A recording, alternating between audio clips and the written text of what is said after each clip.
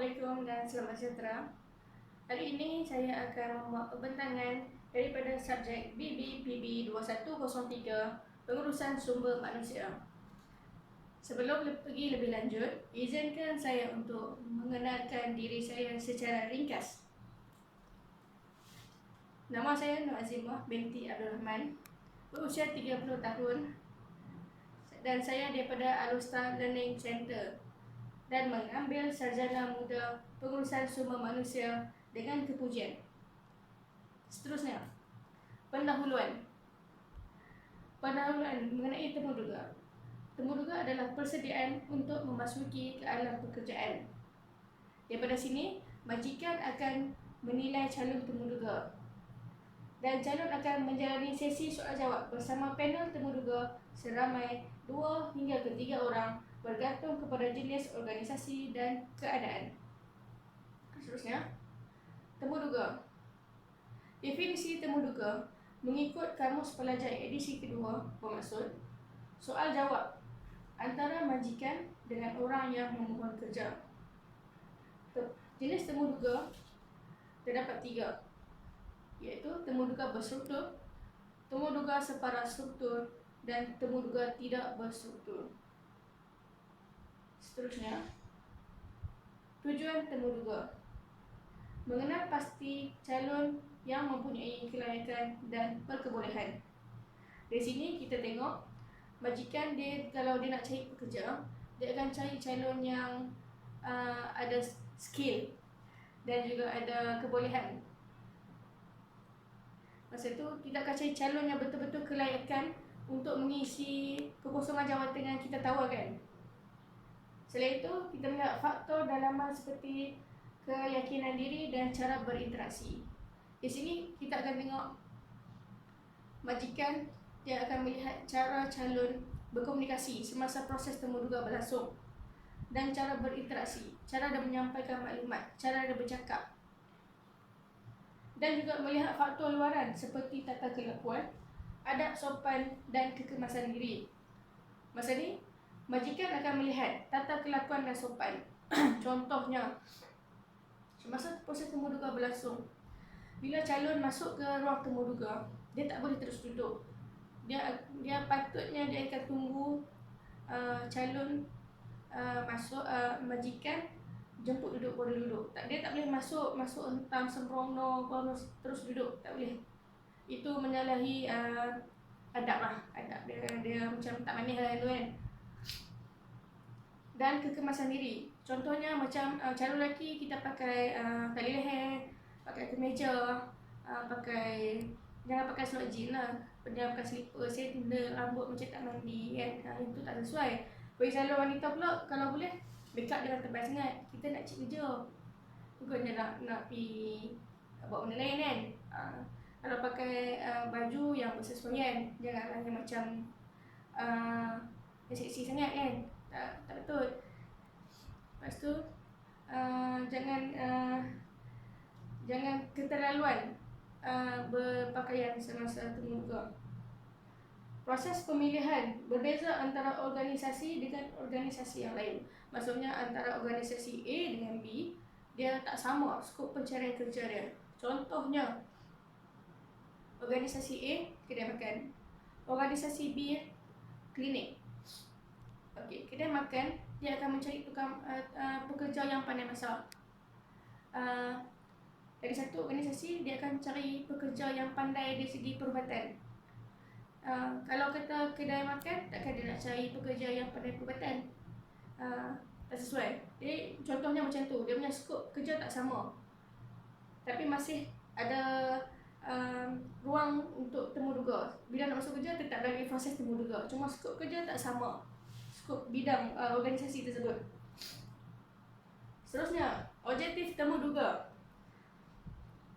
Kelayakan akademik.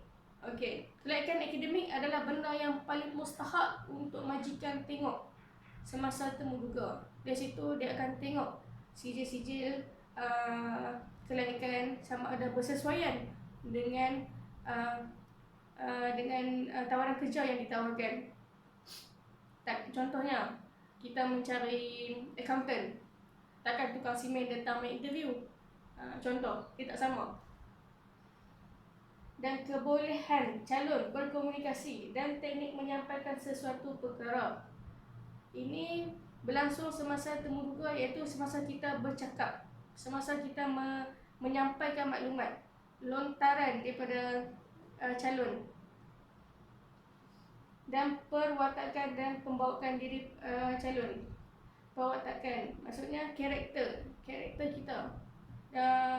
Majikan akan tengok secara tanggapan pertama, iaitu first impression. Bila kita tengok orang ni macam okey, dia ni bersesuaian atau tak. Okey, kalau tanggapan pertama lulus, kita akan tengok pula cara dia berkomunikasi. Cara berkomunikasi kalau A, kita tengok pula CJ. Dan seterusnya kita tengok kesungguhan untuk mencapai pekerjaan yang ditawarkan.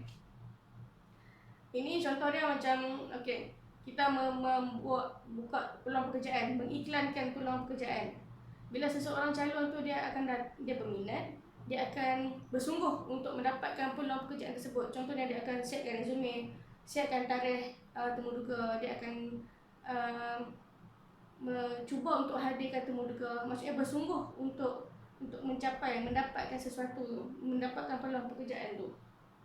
Seterusnya, mendapatkan maklumat yang diperlukan mengenai calon. Okey, ini adalah maklumat yang majikan perlu dapatkan daripada bakal pekerja dia. Contohnya ialah resume. Okey, daripada resume tu kita boleh tengok maklumat-maklumat yang ada dalam resume. Contohnya alamat tempat tinggal. Contohnya, jika calon tu sudah berkahwin, dia akan tulis nama pasangan dia, dan juga pengalaman bekerja dia, dan juga dia punya skop pekerjaan dia. Dalam tu dia akan mention dalam resume tu. Dan dokumen sokongan yang dilampirkan. Okey, kalau calon tu pernah bekerja sebelum ni, ataupun dia pernah menghadiri kursus-kursus kompetensi, dia akan lampirkan. Okey, contohnya macam dia pernah menghadiri kursus memasak, dia akan tunjuk CJ kursus memasak dia. Kita boleh tengok, okey, dia ni pandai masak apa. Contoh. Dan jika calon tersebut pernah bekerja sebelum ni, pihak majikan boleh menghubungi majikan lama untuk mendapatkan maklumat. Sebab apa? Kadang-kadang macam bakal pekerja, kadang-kadang dia memohon pekerjaan tanpa pengetahuan majikan. Jadi benda tu kita nak elakkan. Jadi bakal majikan yang baru ni dia boleh cuba-cuba telefon dia kan, merisik-risik. Mendapatkan maklumat yang diperlukan mengenai calon. Okey, maklumat ni boleh didapat daripada resume. Sebabnya semua maklumat berkenaan calon temuduga boleh didapati daripada resume. Seperti butiran peribadi, nombor kad pengenalan, makan, alamat tempat tinggal. Dan jika calon tu telah berumah tangga, nama pasangan pun boleh letak. Pengalaman bekerja pun ada dalam tu. Serba lengkap, semua dalam tu. Dan juga dokumen sokongan yang dilampirkan. Contohnya sijil-sijil. Jika calon pernah menghadiri sebarang kursus-kursus kompetensi yang pernah yang mana-mana dia pernah pergilah, dia boleh attach sekali, dia boleh lampirkan sekali. Contoh macam dia pernah pergi kursus memasak, dia minta kerja kedai restoran hotel contohnya, dia boleh lampirkan sijil ni. Okey, dia pernah pergi kursus dekat sini ni, sekian-sekian pada tarikh sekian. Okey, dia pernah pergi kursus. Itu adalah sijil kompetensi yang orang kata ada nilai lah sebenarnya. Kemudian menghubungi majikan lama jika pernah bekerja. Okey, contohnya macam si calon ni pernah bekerja tapi dia berhenti, dan dia memohon untuk pekerjaan yang baru. Jadi bakal majikan boleh menghubungi majikan lama untuk mendapatkan sedikit maklumat mengenai calon tersebut. Ini kita mengelakkan berlakunya kes pekerja mencari kerja diam-diam tanpa pengetahuan majikan dia yang sekarang. Bahaya tau benda ni. Jadi sebelum majikan mengambil pekerja, kita selidik dulu, kita risik-risik dulu. Selain itu, kita boleh mendapatkan maklumat secara hujung jari menggunakan media sosial. Contohnya Facebook dan Instagram. Sebab sekarang ni banyak orang dia apa-apa sikit dia update Facebook, apa sikit update Facebook kan. Maklumat tu kita macam hujung jari yang kita dapat. Dan seterusnya ke depan lagi. Okey, mengelakkan bias. Apa yang dimaksudkan dengan bias? Bias adalah penyimpangan arah dan hala oleh sesuatu sebab tanpa sengaja. Maksudnya macam kita sebagai manusia tak terlepaslah daripada sikap macam tersasar daripada landasan asal. Macam tu juga proses temuduga. Dan benda ni tak terkecuali berlaku kepada penemu duga. Contohnya, penemu duga membandingkan calon temuduga. Contohnya calon A dan calon B. Dia bertanyakan calon soalan yang sama pada dua calon ni. Lepas tu dia cakap, okey, tadi calon ni jawab macam ni, awak jawab macam ni. Tolong elakkan. Tengok buat panggil macam tu, elok. Seterusnya, jangan memilih berdasarkan rupa luaran. Rupa macam Syarohan pun tapi tak boleh nak kerja, tak boleh cukup, tak boleh. Jangan macam ni, kesian korang. Okey. Bercakap terlalu banyak dan menyimpang. Yang ini sering berlaku kepada penemu duga dan juga calon. Contohnya, penemu duga bertanyakan soalan, tapi soalannya panjang sangat. 7 hari 7 malam tak habis soalan dia. Sampai calon tak terjawab. Yang ni kalau tanya, apa kemahiran awak? Tanya yang padat, best itu.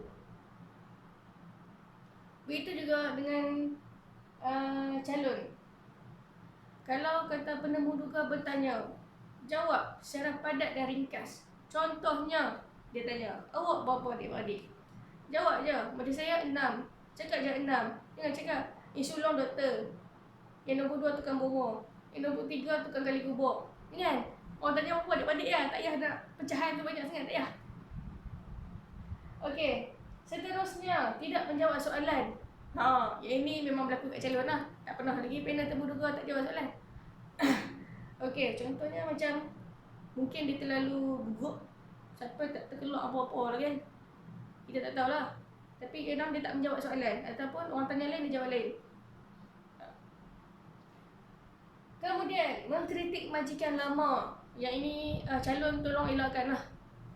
Jangan mengkritik majikan lama. Sungguh pun anda berhenti kerja secara tak elok. Kita membina satu kerjaya ni biarlah berlandaskan benda yang elok. Cuba bayangkan kalau kata majikan baru tu mempunyai hubungan bisnes dengan majikan lama. Tiba-tiba awak burukkan dia. Macam mana? Okey, seterusnya mendedahkan kelemahan diri secara keterlaluan. Contohnya, okey, penemu duga tanya, apa kerja awak sebelum ni? Cakaplah, cashier. Okey. Dulu saya kerja sebagai juruang. Tetapi ada masa saya terambil pula duit dalam tu. Janganlah Kak Ui. Jangan mendedahkan kelemahan. Kita memanglah sebagai manusia tak lari daripada sifat kelemahan tu. Kita memang manusia tak lepas lah kan. Okey. Tapi janganlah mendedahkan itu pula. Nanti daripada elok-elok nak dapat kerja, terus tak dapat kerja. Next, keputusan akhir. Okey, bila kita dah melalui proses temuduga, proses temu bual, suai kenal, kita berwawancara, kita akan mewujudkan satu jawatan kuasa penilaian untuk mengkaji kelemahan dan kelebihan setiap calon. Maksudnya kita akan tubuhkan satu jawatan kuasa untuk menilai setiap calon. Kita akan, jawatan kuasa tu, nama pun jawatan kuasa kan, bukan seorang, bukan individu. Dia akan tubuhkan lebih kurang 2-3 orang untuk melihat calon tu. Hasil daripada temuduga, kita akan tengok, okey, calon A, apa kelemahan dia, apa kelebihan dia, okey, apa yang lebih sumbangkan kepada syarikat kita. Contoh, kita akan membandingkan, kita akan cuba, bukan nak menjatuhkan, kita akan cuba mencari yang terbaik di kalangan yang terbaik, yang paling baik lah yang kita nak. Seterusnya, semak rekod jenayah jika pernah terlibat dengan sebarang jenayah atau penyalahgunaan dadah. Okey, yang ni bahayalah. Andai kata majikan tersalah ambil pekerja yang penjenayah paling dikehendaki. Oh, seram. Okey. Seterusnya, persetujuan gaji, ganjaran dan faedah kepada bakal pekerja. Yang ni diset selepas proses temuduga lah. Dan panggilan kerja melalui surat, telefon atau email. Okey, setelah semuanya dah dibuat keputusan, kita dah pilih si A. Dia ni berkelayakan, berkemahiran, orang yang paling kita kehendaki untuk berada dalam organisasi kita. Kita keluarkan surat.